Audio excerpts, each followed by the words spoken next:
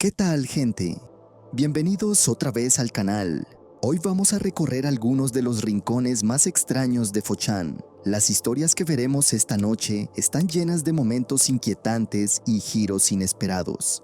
Quédense hasta el final porque hay varias que destacan bastante. Empecemos.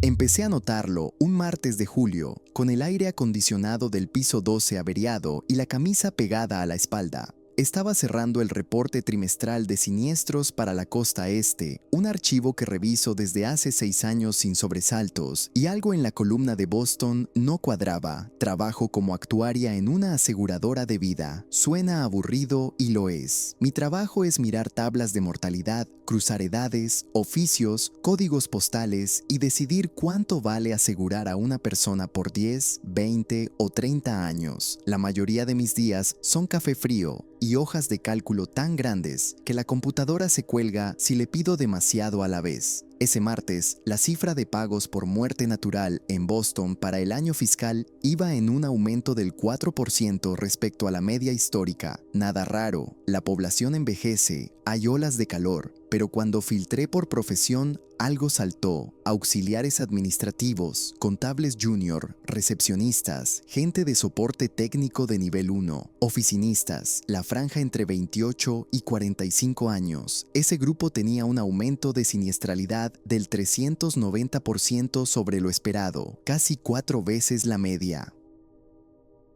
Miré la pantalla un rato, refresqué el filtro, cambié la fecha de corte, el número seguía ahí, terco, como una mancha en un mantel blanco. Lo primero que pensé fue error de captura. Pasa siempre, alguien mete mal un código de ocupación y de pronto tienes 20 camioneros clasificados como profesores de yoga. Bajé al sótano del edificio a buscar a Ramiro, el chico de datos, y le pedí que corriera el mismo cruce desde el otro lado, directo contra el sistema del reasegurador. Volvió con la misma cifra, 392%. Debe ser un artefacto, me dijo. Clúster muy chico, mucho ruido estadístico. Le dije que sí, que probablemente, y volví arriba. Pero esa noche, en el metro de vuelta a Somerville, saqué la libreta que uso para los crucigramas y anoté los números otra vez. 207 siniestros por muerte natural en ese grupo, en Boston, entre enero y junio.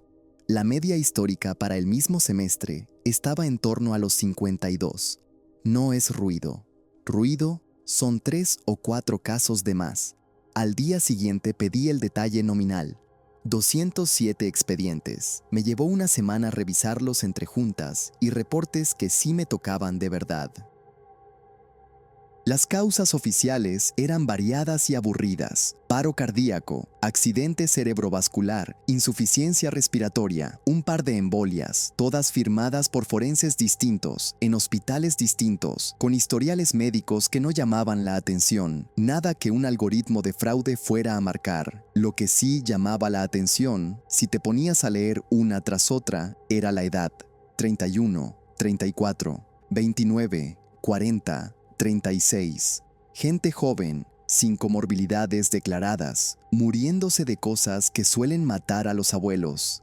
El viernes de esa semana me quedé sola en el piso hasta pasadas las 9. El edificio hace un ruido raro cuando se vacía, como si las tuberías se estiraran. Abrí una hoja nueva y empecé a marcar los domicilios laborales de los 207. No fue evidente al principio. Boston tiene muchos códigos postales y la gente cambia de empleo. Pero al cabo de 2 horas, con un mapa impreso y un rotulador rojo, la silueta apareció sola. 171 de los 207 trabajaban dentro de un cuadrilátero de 4 manzanas, entre Summer Street y una parte baja del Financial District. Empresas distintas. Un despacho de auditoría, una consultora mediana, 2 torres de coworking, una sucursal grande de un banco regional, 3 firmas de abogados pequeñas, un centro de atención telefónica de una compañía de seguros médicos que, por casualidad, no era la nuestra. 171 personas jóvenes, muertas por causas naturales, en 4 manzanas. Cerré el mapa y me quedé mirando la fotocopiadora del pasillo que hacía ese zumbido de reposo. Pensé que estaba cansada, pensé que había cruzado mal alguna variable. Bajé a la calle a fumar, aunque no fumo desde 2017, y volví a subir sin haber comprado nada. El lunes hablé con mi jefa, se llama Diana. Es una mujer que lleva 22 años en el ramo y a la que casi nada le sorprende. Le enseñé la hoja y el mapa, la vi mover los labios haciendo la cuenta. ¿Estás segura de las coordenadas?, me preguntó. 3 veces revisadas. ¿Puede ser sesgo de reporte? Más asegurados en esa zona, más siniestros. Ajusté por densidad de pólizas. La zona tiene más pólizas, pero no 4 veces más. Diana se quedó callada. Después me dijo que le mandara todo por escrito, en formato de nota interna, sin conclusiones, solo datos. Que no lo comentara con nadie del piso, que ella se encargaba de subirlo. Escribí la nota esa misma tarde. 8 páginas, sin adjetivos, tablas, mapa, metodología y una sección final que se llamaba Observaciones, donde ponía, palabra por palabra, que no encontraba una hipótesis actuarial razonable para el clúster y que sugería remitirlo a un equipo con competencia sanitaria. Diana la firmó conmigo y la subió al departamento legal. Ahí perdí el hilo durante casi 3 semanas. En una aseguradora, cuando algo pasa a los abogados, deja de existir para los demás. Yo seguí con mis reportes trimestrales, con mis reuniones por videollamada, con la mano en la nuca, cada vez que abría el archivo de Boston, porque lo abría todos los días. No podía dejar de mirarlo. A finales de agosto empezaron los correos raros. Primero uno de un abogado interno pidiéndome copias limpias de 3 expedientes concretos. Después una llamada de una mujer del Departamento de Salud Pública del Estado, muy educada, que me pidió permiso para grabar la conversación. Me hizo preguntas sobre el método, sobre cómo había filtrado la edad, sobre por qué había separado a los oficinistas del resto. Le dije la verdad, que no los había separado por nada especial, que era el grupo que más se salía de la curva y que solo después me di cuenta de que compartían geografía. Colgó dando las gracias. En septiembre, un miércoles a media mañana, Diana me pidió que fuera a su despacho. Cerró la puerta, cosa que casi nunca hace, y me pasó un informe impreso. Léelo aquí, me dijo. No te lo puedes llevar. Eran 31 páginas de un organismo estatal. La mayor parte era jerga que no entendí. Pero el resumen ejecutivo era claro. En la red subterránea que atraviesa esas 4 manzanas, había una fuga en una conducción de gas industrial, un compuesto que usaba una vieja planta de tratamiento que ya no operaba, pero seguía conectada al colector. La fuga era pequeña, constante. Llevaba, según los técnicos, algo más de 2 años. El gas se filtraba a los sótanos, subía por los huecos de ventilación, se acumulaba de noche cuando los sistemas de renovación de aire se apagaban. Por las mañanas, la gente entraba a trabajar y respiraba una concentración que, en cualquier medición puntual, no habría dado por encima del umbral de alarma. A dosis bajas, ese compuesto no te tira al suelo. Te desgasta. Le pide más al corazón, le pide más a los pulmones. Con los meses, si tenías cualquier debilidad de fondo que ni siquiera sabías que tenías, se te adelantaba la fecha. La empresa responsable de mantener esa conducción estaba identificada. Había una investigación abierta. Se habían clausurado 2 sótanos. La palabra que más se repetía en el informe era compatible. La mortalidad observada era compatible con exposición crónica. Los perfiles de las víctimas eran compatibles. La distribución geográfica era compatible. Diana me miró por encima de las gafas. Buen trabajo, dijo. Te va a llegar algo en la nómina de octubre. Cerró la carpeta, salí de su despacho y volví a mi cubículo. Esa tarde me llegó un correo de recursos humanos con la palabra reconocimiento en el asunto, y en octubre me depositaron una cantidad que era más de lo que gano en 2 meses. Compré con parte de ese dinero un ventilador nuevo, porque el mío del salón hacía ruido. Con el resto no hice nada, está en la cuenta. A veces abro el archivo original, el de julio, y miro la fila número 73. Es una mujer que tenía 32 años, contadora en una de las firmas pequeñas de esa zona, muerta un domingo de mayo por un paro que nadie esperaba. Su expediente fue de los primeros que revisé. Cuando encontré el clúster todavía estaba viva la mitad de la lista. Cuando escribí la nota, seguían vivas menos. La cuenta salió bien. El sistema funcionó como se supone que tiene que funcionar. Yo hice mi parte. Los abogados la suya. El Estado la suya. La aseguradora dejó de pagar siniestros anómalos en octubre. La curva bajó. Solo que la curva no son personas. La curva es lo que queda después de las personas. Llegué a Richmond a finales de octubre de 2017 con una idea que llevaba 2 años dándome vueltas. Estaba escribiendo un ensayo largo sobre familias comerciantes en Virginia entre 1919 y 1924, esos años raros después de la gripe, antes de que el tabaco empezara a moverse distinto. No trabajo para ninguna universidad, trabajo por mi cuenta, vivo de encargos y de un adelanto pequeño que me había dado una editorial de Baltimore. El archivo municipal está en un edificio de ladrillo cerca de East Broad Street, con una escalera exterior que en noviembre siempre tiene hojas mojadas pegadas a los escalones. Entré la primera vez un martes por la mañana.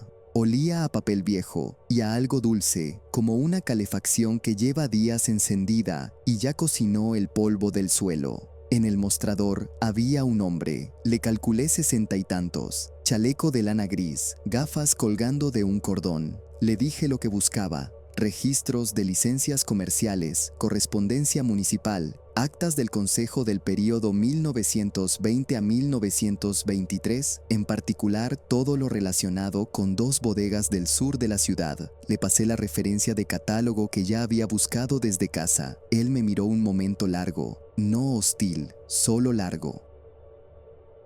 Después escribió algo en un papelito y desapareció detrás de una puerta batiente. Tardó casi 40 minutos. Yo estaba sola en la sala de consulta. Había una mesa grande de madera, una lámpara verde, el zumbido bajo de un radiador. Fuera empezó a lloviznar. Alguien tosió en el piso de arriba y no volvió a hacer ruido. Cuando volvió, traía 2 cajas de cartón. Las puso sobre la mesa. Me dijo, con una voz muy tranquila: estos son los que pidió, pero usted necesita otros documentos, de otro periodo. Yo pensé que había malentendido. Le expliqué otra vez, le dije que sí, que agradecía la sugerencia, pero mi trabajo era muy concreto. Esos años, esos apellidos, esas 2 calles. No podía saltar a otra década porque el sentido del ensayo estaba justo en la transición. Él asintió como quien escucha una explicación educada pero irrelevante, y repitió, sin cambiar el tono: no, usted necesita otros. Después señaló las cajas con la barbilla y se fue. Me quedé un rato mirando la puerta por donde había salido. Pensé que era uno de esos empleados mayores que llevan tanto en el puesto que ya se creen custodios espirituales del material. He conocido a varios. Suelen ser inofensivos. Abrí las cajas. Estaban ordenadas, cada legajo con su etiqueta a máquina, alguna a mano. Trabajé 4 horas seguidas. Tomé notas en el ordenador y fotografié con el móvil algunas páginas, sobre todo un intercambio de cartas entre la oficina del alcalde de esos años y un tal Wexler, que aparecía firmando en representación de un grupo de propietarios. Wexler me interesaba desde antes, era el hilo del que tiraba. A las 5 cerró el archivo. El hombre del chaleco no volvió a aparecer. Recogí mis cosas y me fui al motel donde estaba alojada, en el norte, cerca de una gasolinera con un cartel amarillo que parpadeaba de noche. Al día siguiente, miércoles, volví. Pedí más material, expedientes de sanidad municipal, informes de policía por incidentes en propiedades de esas mismas manzanas. Otra vez el hombre del chaleco, otra vez la misma espera larga. Volvió con una carpeta más fina que las cajas del día anterior. La dejó delante de mí. Se apoyó un segundo con las manos en el borde de la mesa y dijo, esta vez casi en susurro, como quien no quiere ser oído desde el pasillo: estos son los que pidió, pero usted necesita otros documentos, de otro periodo. Yo levanté la vista. Le sostuve la mirada un par de segundos, buscando en su cara algo, no sé, un guiño, alguna broma interna de empleado. No había nada, solo esa calma que empezaba a incomodarme. Le dije que entendía su punto, pero que agradecería que me trajera lo pedido y me dejara trabajar. Fui cortés. También fui firme. Él dijo, No, usted necesita otros. Y se quedó de pie, en silencio. No 5 segundos, casi medio minuto. Yo empecé a hojear la carpeta para no mirarlo, y cuando volví a levantar la vista, ya se estaba alejando por el pasillo. Trabajé peor ese día. No por miedo, todavía no, por incomodidad. Como cuando alguien en una cafetería te mira una vez de más y ya no puedes concentrarte en el libro. Esa noche, en el motel, revisé mis notas. Había algo raro, no en los papeles nuevos, en los del día anterior. Un par de páginas que yo estaba segura de haber fotografiado no estaban en el móvil. Pensé que se me había ido el dedo, que había borrado sin querer al pasar galería, pero eran justo las dos que mencionaban a Wexler y a un tercer nombre que yo no había visto antes en ningún índice. El jueves llegué antes de la hora de apertura. Esperé bajo el alero, con las hojas mojadas pegándose a las suelas. Cuando abrió, entré directamente al mostrador. Le pedí de nuevo los legajos del martes. Quería revisar 2 páginas concretas. Él no me hizo esperar tanto esta vez. Volvió con una sola caja, la colocó y se quedó ahí, cerca, muy cerca. Yo estaba sentada, él de pie a mi costado. Bajó la voz, no en susurro teatral, en un susurro práctico, como quien te dice el precio de algo que no quiere que oiga el de al lado. Estos documentos interesan a la gente equivocada. La he mantenido a usted fuera de su atención. Se enderezó y se fue. Me quedé sentada con las manos sobre la caja. Sentí el frío del cartón bajo los dedos. Oí el radiador. Oí una silla arrastrarse en otra sala. No sé cuánto tiempo estuve así. Aquí es donde una versión más joven de mí habría empujado, habría ido a buscarlo, le habría exigido explicaciones, habría llamado a un colega. La versión de ese jueves de noviembre no hizo nada de eso. Cerré la caja, me levanté, fui al pasillo del fondo donde él estaba archivando algo en un mueble metálico. Le pregunté muy bajo si podía hablar con él un momento fuera de la sala de consulta. Salimos al descansillo de la escalera exterior. Seguía lloviznando. Él encendió un cigarrillo con manos tranquilas y me ofreció uno. No fumo desde hace años, pero acepté. Le pregunté qué había querido decir. Le pregunté quién era la gente equivocada. Le pregunté si me estaba amenazando. Él negó con la cabeza. Me dijo que llevaba 31 años en ese archivo, que había visto pasar a mucha gente pidiendo más o menos lo mismo que yo, que ciertos apellidos y ciertas transacciones de esos años seguían teniendo descendencia en la ciudad y que esa descendencia no era académica ni sentimental. Me contó que en el 96 una mujer parecida a mí, más o menos de mi edad entonces, había hecho preguntas muy concretas sobre esas mismas manzanas. A esa mujer le rompieron el coche 2 veces y le entraron en el apartamento una tercera. Después de eso, dejó de venir. Desde entonces, cuando alguien pedía ciertos legajos, él primero recomendaba a otros. Si la persona insistía, él veía qué clase de persona era. La mayoría se iban con la sugerencia. Las que no, a veces tenían problemas después, y no siempre él se enteraba de qué tipo. Dijo, apagando el cigarrillo contra el barandal metálico. Yo no la conozco a usted, pero le recomiendo cambiar de tema. Hay siglos enteros que nadie está mirando. Elija otro. No me despidió con dramatismo. Me deseó un buen viaje de vuelta. Volvió adentro. Yo no volví a entrar al archivo. Recogí lo que tenía en el motel, pagué la habitación y esa misma tarde manejé 5 horas de vuelta. En el camino paré una sola vez a poner gasolina y me sentí ridícula mirando 2 veces al hombre de la caja del surtidor. En casa borré del disco duro las fotos que aún tenía. Borré también las notas y el borrador. Le escribí a la editora de Baltimore y le dije que el tema no cuajaba, que iba a proponerle otro proyecto, algo sobre imprentas del siglo XIX. Ella se molestó un poco al principio, después lo aceptó. Firmamos un ajuste. Pasó un mes, diciembre. Yo estaba comprando pan cerca de mi casa, un sábado por la mañana, cuando un hombre en un abrigo azul oscuro se detuvo a mi lado en la esquina, esperando el semáforo. Nunca lo había visto. Tendría 40 y tantos, cara común. Miraba el semáforo, no a mí. Dijo, sin girar la cabeza, en un tono normal, casi amable: suerte con sus nuevas investigaciones. El semáforo cambió.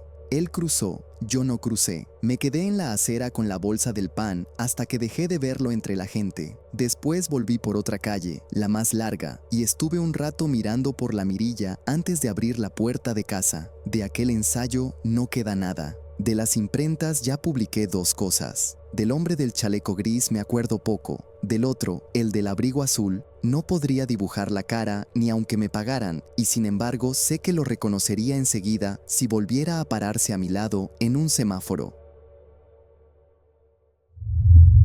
Esto pasó en enero de 2020, en una casa que alquilaba a las afueras de un pueblo pequeño en el condado de Osage, Kansas. Vivía solo desde el divorcio y la radio era lo único que me sacaba de la cabeza el tema. Tenía un equipo modesto en el sótano, una Yaesu vieja, una antena que yo mismo había montado en el techo y la costumbre de bajar cada noche después de cenar y escuchar hasta que se me cerraran los ojos. Los inviernos allí son de esos que no perdonan. La casa crujía por el frío, la calefacción central hacía un ruido raro cuando arrancaba, y yo bajaba al sótano con una manta encima porque el aislamiento era un chiste. Escuchaba de todo: pescadores en el lago Melbourne, un tipo en Topeka que hablaba de coches, algún operador de Oklahoma que se quejaba del clima. Nada especial, a mí me gustaba justo eso, la nada. La primera vez que escuché la señal fue un martes, creo. Barrí las frecuencias más o menos como siempre y me paré en algo cerca de los 6.930 kHz. No era una emisora conocida.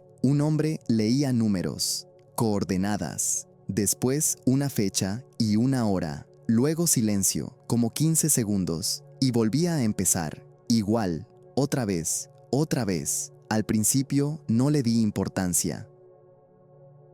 En onda corta hay estaciones de números desde hace décadas, cosas de la Guerra Fría, gente que juega, radioaficionados haciendo pruebas. Anoté la frecuencia por costumbre y me fui a dormir. Al día siguiente, a la misma hora más o menos, la volví a encontrar, y a las 3 horas también. Y 3 horas después, la voz era la misma. Un hombre, adulto, sin acento marcado. Leía despacio, como si estuviera dictando algo. No había música, no había señal de identificación, no había ruido de fondo, solo la voz. Empecé a grabar. Tenía un programa en el portátil que me guardaba lo que entraba por la Yaesu, así que puse a grabar 3 sesiones seguidas. Las escuché con auriculares. La voz no cambiaba nada entre una sesión y otra. Mismas coordenadas, misma fecha, misma hora. Pero cuando pasé la grabación del jueves con la del viernes, me di cuenta de que las coordenadas eran distintas, la fecha también. Cada emisión traía un juego nuevo. Cogí un mapa de la zona, uno físico, de esos que venden en las gasolineras. Marqué las coordenadas con un rotulador rojo, puse la fecha al lado de cada punto, y ahí fue cuando empecé a incomodarme un poco.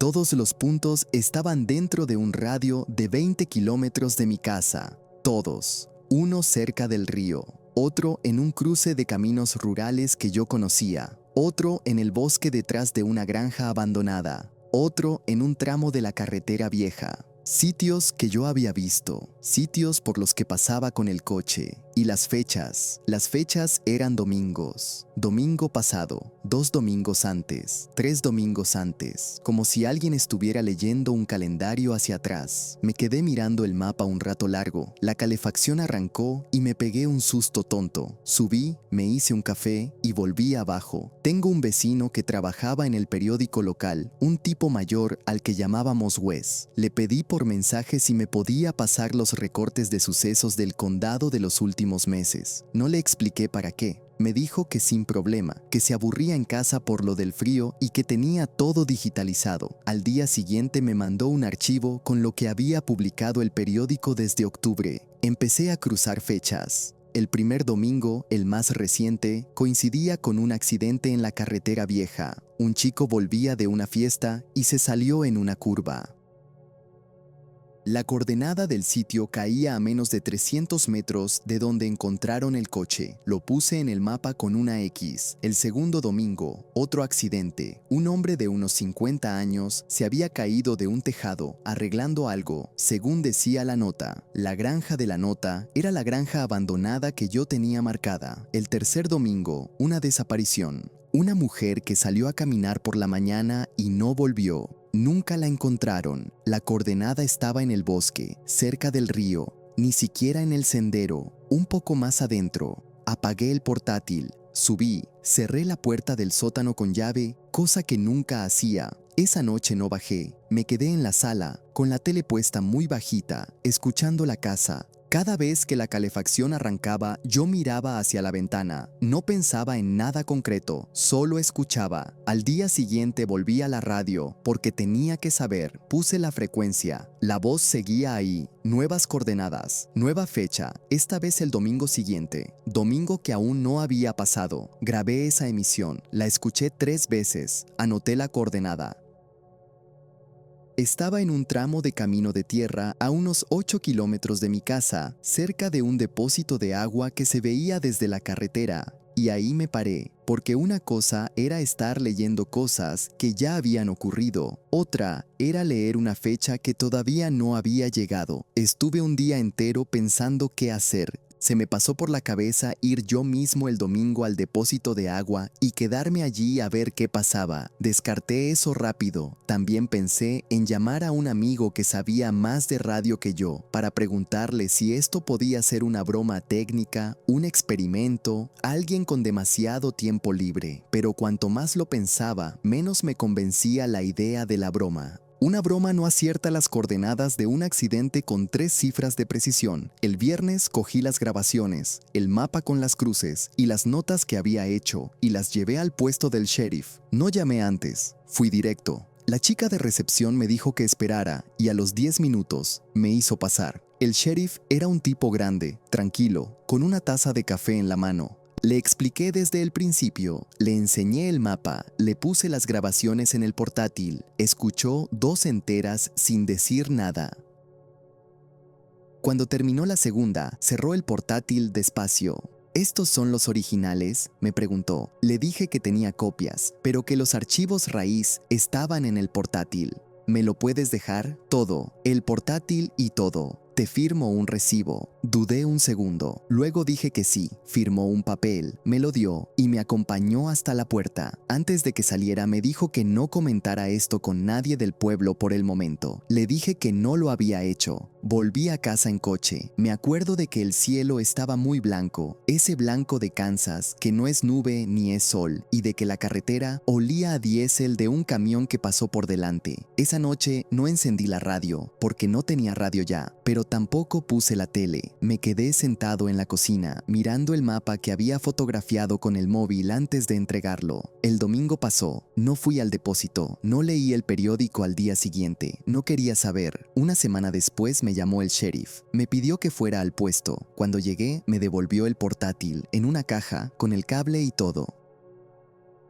Me dijo que habían intentado rastrear el origen de la emisión, que habían hablado con gente de la Comisión Federal de Comunicaciones y que no se pudo establecer la procedencia, que el caso quedaba cerrado. Le pregunté por el domingo si había pasado algo. Me miró un rato antes de contestar y dijo que no tenía nada que reportar. Con esas palabras, volví a casa, enchufé el portátil. Los archivos de grabación seguían ahí, en la carpeta donde los tenía, los abrí. Estaban en blanco, todos. 5 horas de silencio limpio, sin siquiera el ruido de fondo del receptor. Encendí la Yaesu esa misma noche. Fui a los 6.930 kilohercios. Nada. Estática normal, la que se oye siempre en esa banda a esas horas. Barrí arriba y abajo. Nada. Al día siguiente igual. A la semana igual. La voz no volvió. Después de un mes, me subí al coche una tarde y fui a las 3 primeras coordenadas del mapa, las que ya habían pasado, las que correspondían a los sucesos. En la del accidente de la curva no había nada raro, solo un trozo de valla nuevo. En la de la granja, detrás del cobertizo caído, encontré restos de una hoguera. Piedras dispuestas en círculo, ceniza vieja, un trozo de tela quemada pegado a una de las piedras. En la del bosque, la de la mujer que no volvió, me metí unos metros por la vegetación y encontré otro círculo igual, piedras, ceniza, algo que parecía un hueso pequeño, aunque no lo toqué. La cuarta coordenada, la del domingo que no leí en el periódico, la del depósito de agua, no fui a comprobarla. Ni fui entonces, ni he ido después. Sé cómo llegar. Paso a veces cerca cuando voy al pueblo y siempre pienso en desviarme y siempre sigo recto. La radio la dejé un tiempo. Después la volví a encender porque no tenía otra cosa, pero ya no bajo al sótano después de medianoche y esa frecuencia concreta la tengo bloqueada en el equipo. No sé si eso sirve de algo, supongo que no. Qué bueno que llegaste hasta aquí. No te olvides de contarme cuál de todas las historias te gustó más. Y antes de irte, pásate por los demás videos del canal. Hasta pronto.